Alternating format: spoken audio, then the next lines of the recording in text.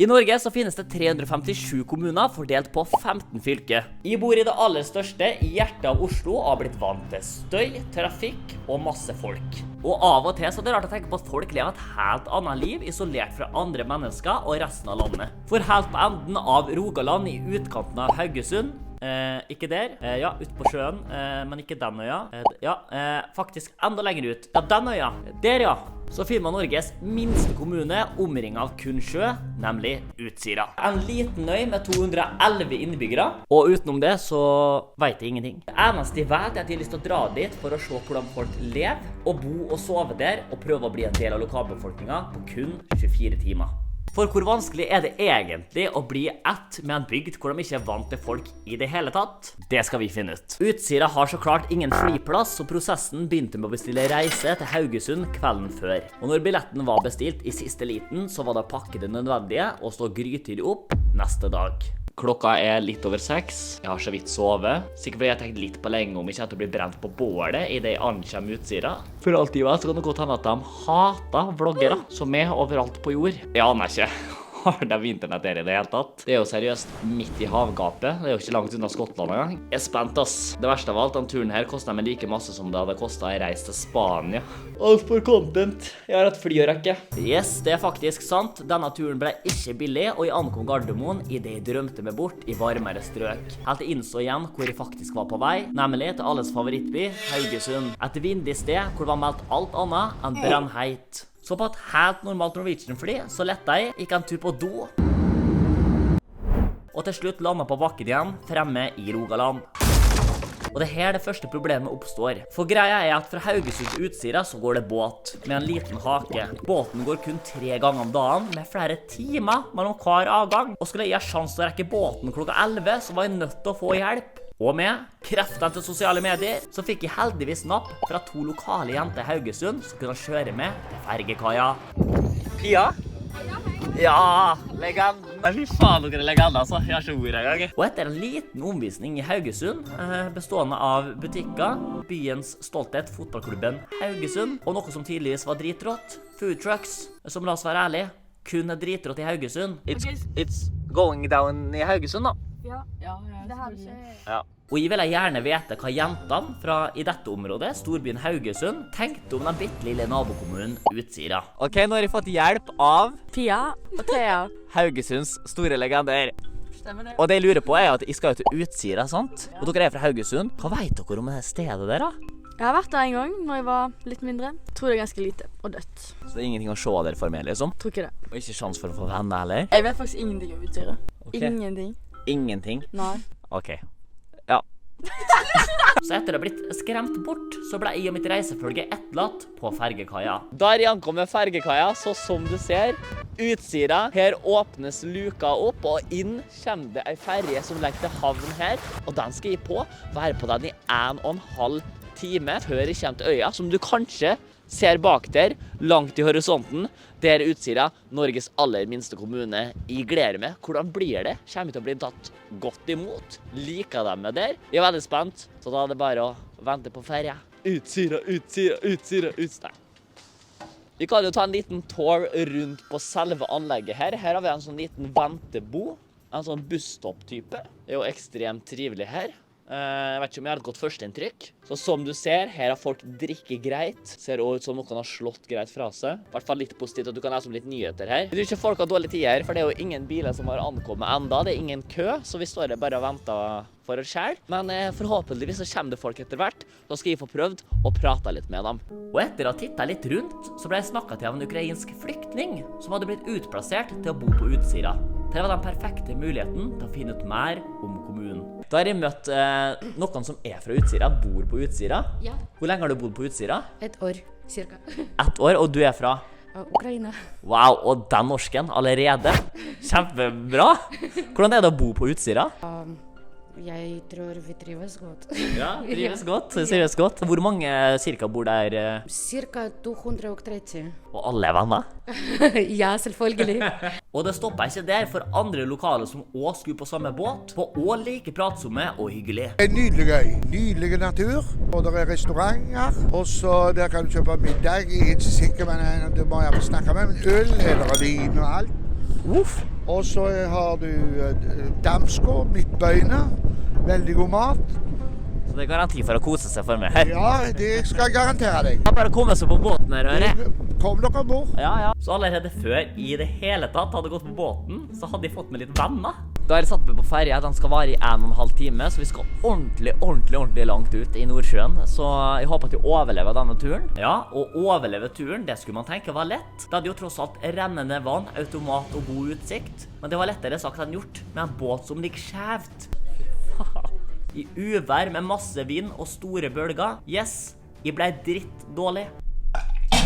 Og det verste av alt, Bjørn, min gode venn, ble 0% påvirket. Han bare satt der og chillet, han. Jeg ble skikkelig dårlig, ass.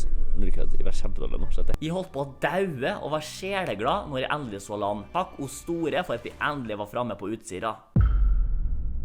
Da har vi kommet til Utsira kommune, som er Norges aller minste kommune, og her skal jeg tilbringe det. Og som du ser med min fantastiske mikrofon, uten vindnettet, så var det vanskelig å få god lyd her. Ja, det er ganske store avstander her. Min umiddelbare tanke når jeg kom til Utsira, var at huset jeg skulle bo på, var gåavstand fra fergekaia. Det var det altså ikke, men gjestfriheten til lokalbefolkningen fortsatte, og vi fikk kyss med en kvinne som kunne fortelle hvordan det var å bo på Utsira. Det er en fantastisk plass å bo. Så hørte jeg rykter om at det var sånne arrangement og greier her i kveld. Det skjer noe hele tiden. Ikke være redde for å ta kontakt med folk, for de er utrolig åpne. Ja, nei, vi har allerede pratet med i hvert fall 2. Så sier du, det er så viktigst når dere møter folk når dere kommer til øya, det er dere sier hei. Ja. Til alle folk. Absolutt, det må vi. Sant? Altså, da blir dere sånn, da ryller de ned. Hvis ikke du er høflig, da ryller de ned. Ja, absolutt, Det fikk vi jo alltid beskjed om bestemor. Dere går ut nå, så skal dere huske, og så hilse. Ja, det er viktig. Sant? Det er jo en fantastisk plass å bo. Og etter 5 minutter med Utsira-historie, så var vi fremme. Tusen hjertelig takk. Ha det godt da. Herregud, så trivelig. For et sted å være. Hæ? Og vi hadde fått æren av å bo i noen lokale sitt hus, da de var bortereist samme helg. Vi må selvfølgelig ta en liten house tour. Så det er fine planter her. Begynner med gangen. I svergat, her er ikke mine sko. Det har alt du trenger, til og med en jerv. Sjekk her, det er jo kjempeluksus. Sånn, jeg visste ikke at de hadde sånn type teknologi på Utsira en gang. Dritsvær dusj, jo. Det er plass til 3 av meg inni her. Og et soverom med en passende stol for meg. Fytti grisen, det var digg etter den båtturen. Det er faktisk flere soverom her. Det rommet her er perfekt for meg og mitt reisefølge i hvert fall. Det var ikke lyd. Og 3. soverom. Ja, jeg tror jeg vet hvor jeg blir å campe i natt. Og en hylle som passer perfekt for meg. For jeg er skikkelig smart og bokinteressert. Sjekkas. Den her da. Fortsatt en sjekkas. Og jeg har også en hel andre etasje. Med en hel stue. Passer jo helt perfekt. Gitar. Og et flott kjøkken for mine kokkeleringer. Yes, hva skal det være til middag i dag? Jeg klarer ikke å la være og ikke sjekke ut kjøleskapet. Ja, det var en eggekartong. Og surkål, det er det de lever på her på Utsira. Og hear me out, hele det huset her kostet meg 600 kroner for denne natta. Jeg får til og med utestue. Det er så luksus der. Jeg lurer på hva det kostet med et hus på Utsira. Bare sjekk denne utsikten her da. Her skal jeg sitte og invitere hele Utsira til hagefest, jeg tror jeg. Vet du hva, jeg koset meg så gløgg her nå. Oi, nå ser den på meg. Tror det er på tide å gå inn.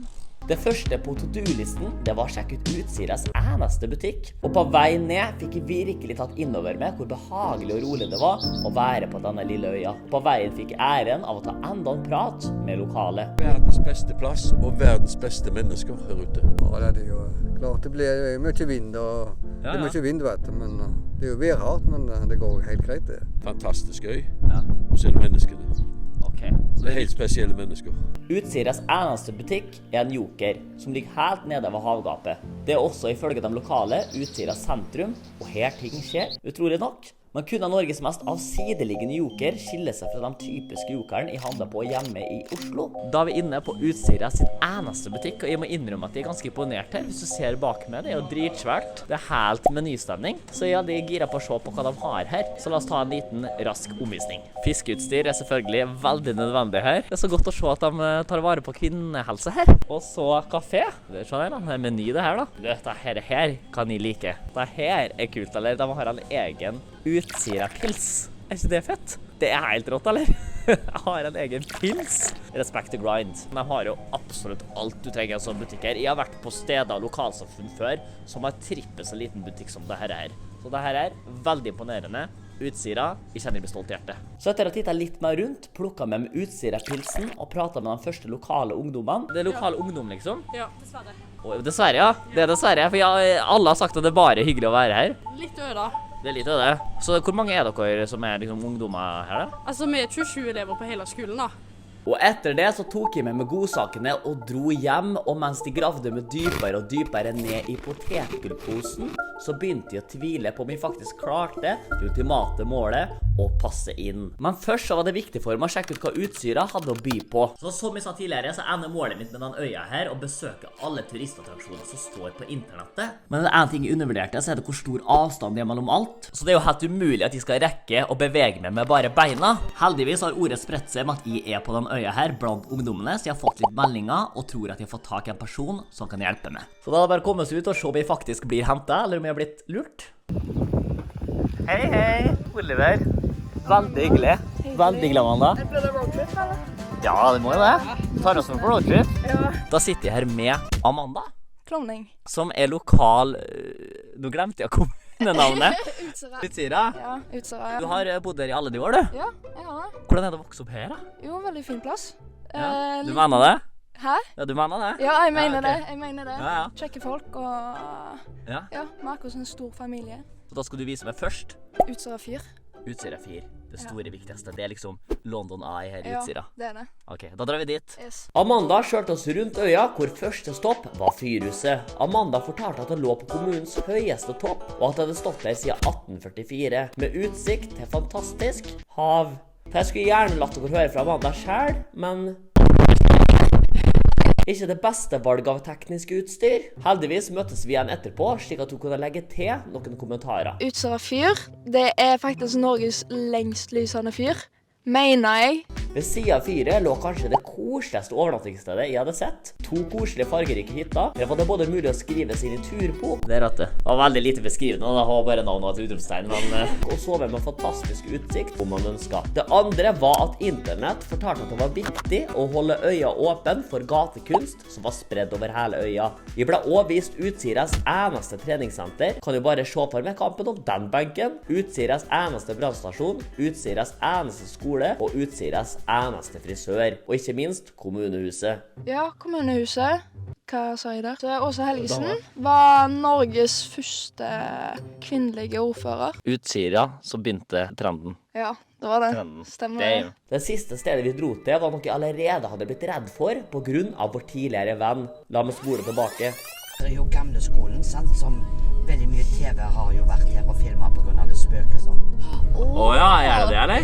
Ja. Tydeligvis så var det bygget her hjemmesøkt, og flere spøkelsesprogrammer hadde vært her. Utenfor så var det intet annet creepy med blodige barnehender på vinduet. Det var i kjelleren det skulle være verst, og det har ikke hjulpet med de ekleste malerier og gamle skolepulter. Ifølge Amanda her så at det her er haunted som bare juling. Ja, hele det huset her, det er haunted. Men se her da, Utsira er jo kjent for gatekunst, og her, akkurat her, så får man uttrykke seg creepy.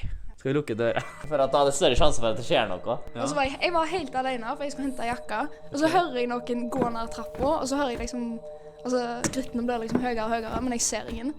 Ja, men dere har jo satt opp for å være ekkelt også da. Det er en stol med blodige barnehender. Skal jeg gå inn under der da? Da tar jeg og går inn i dødshølet. Du tør ikke det? Nei, jeg skal ikke inn. Du skal ikke inn i det hølet. Jeg regner med at det er skumle ting som skjer her, altså. Nei, det er jo gjørme her, jo. I all verden, nei, det var å glemme. Etter en vel mislykket spøkelsesjakt, så kjørte Amanda oss tilbake til fergekaia og slapp oss av ved det som er Utsiras eneste restaurant, hvor jeg selvfølgelig måtte teste maten. Stopp en halv, dere lurer sikkert på hvorfor jeg har byttet klær. Det kalles å lage filmtriks. Jeg skal være helt ærlig med dere, middagen var det siste jeg gjorde den kvelden, for alt skal jo lede opp til den legendariske festen, så det blir hoppet litt frem og tilbake. Ok, da skal jeg smake på burgeren. Den eneste burgeren som finnes i denne kommunen, så jeg er veldig spent. Dette her lover ingenting annet enn bra. Yes. Nå snakker vi Utsira, det er veldig bra. Og god stemning her også. Det smaker som en skjellburger, bare lagd ordentlig på kjøkken. Jævla god. Her kan jeg bare kose med gløgg. Utsira, Dere imponerer. Kom hit og spis en lunsj en gang, da. Veldig fornøyd. Så etter å bli kjørt tilbake hjem igjen, så var det bare å gjøre seg klar for det vi alle har ventet på, festen. Så jeg tenker at her er det bare å slenge seg rundt, dra innom, men da må vi selvfølgelig pynte oss litt først. Så jeg lurer på om vi kan forvente tidenes fest, liksom. Alle i Utsira samles, langt på natt, rave party. Så da er det bare å komme seg i dusjen. Åh, fy faen!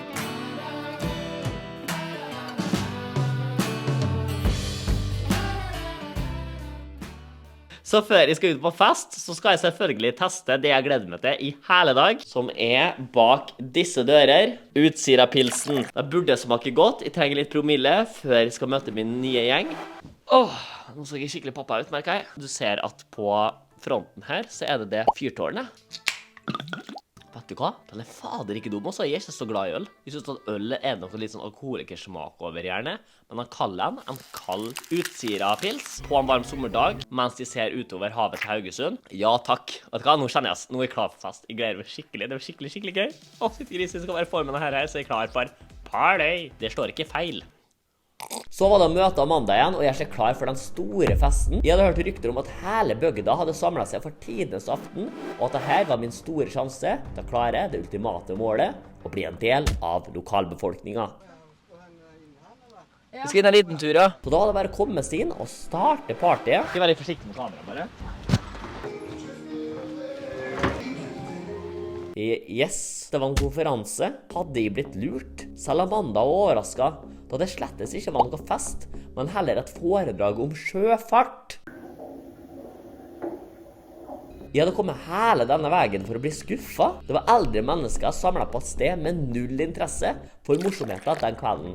Og jeg fikk ikke muligheten til å prate med de lokale. Jeg skjønte at jeg måtte gi opp, forlate stedet. Du vet at jeg ble fortalt at dette var en av de største happeningsene. Nei. På hele Utsira? Nei. Jo! Skam. Det er sant, det er skikkelig Skam. Og la Amanda slippe oss av for aller siste gang tilbake på restauranten. Hele turen var en fiasko. Heldigvis så var det en attraksjon som gjensto. En attraksjon alle jeg hadde pratet med hadde anbefalt. Den lengste turen kommunen hadde å by på, gjennom dens flotte natur og utfordrende fjell.